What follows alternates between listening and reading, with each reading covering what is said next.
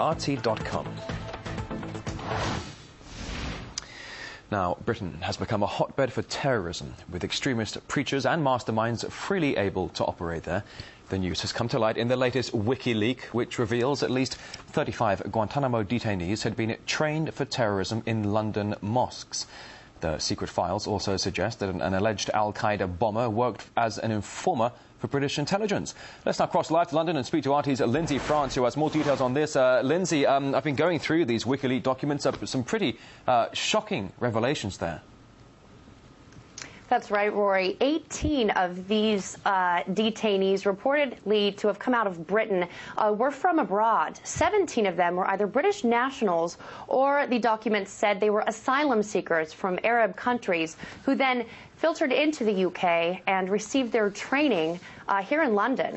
Now, most notably in the documents, Finsbury Park Mosque was cited. It's a northern London mosque here that was cited as, quote, an attack planning and propaganda production base. And this was not new to the U.S. military officials who actually drafted these documents. This mosque was known as a very powerful training ground for many of these men for quite a while. In fact, these documents do raise a very big question about where security and government forces were during the time that London gained such a strong reputation as being such a hotbed for these training techniques. In fact, London actually earned the nickname within these documents as Londonistan.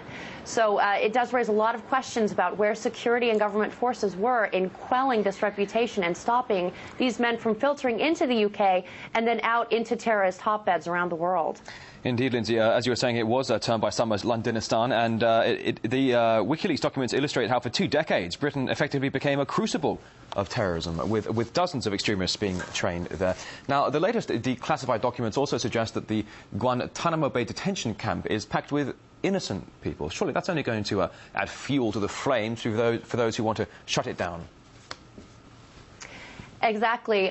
What's at stake here, what is being heavily looked at are the detainee assessment briefs. Now, the White House spokesman has come out and said that the detainee assessment briefs, for instance, one that may have been written in 2006 and leaked, may or may not have the same significance to this government and to this administration now that it did 4 or 5 years ago.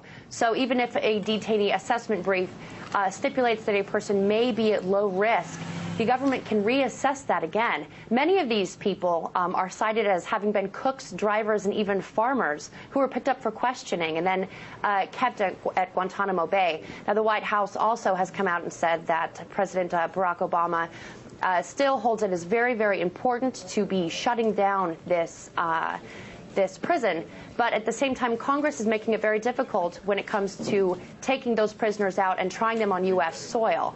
So as more details come out with these detainee assessment briefs, it will be very interesting to see which way this argument goes on whether or not to move the over 170 people still located at this prison out for trial or to keep them there. All right, RT's Lindsay France live in London.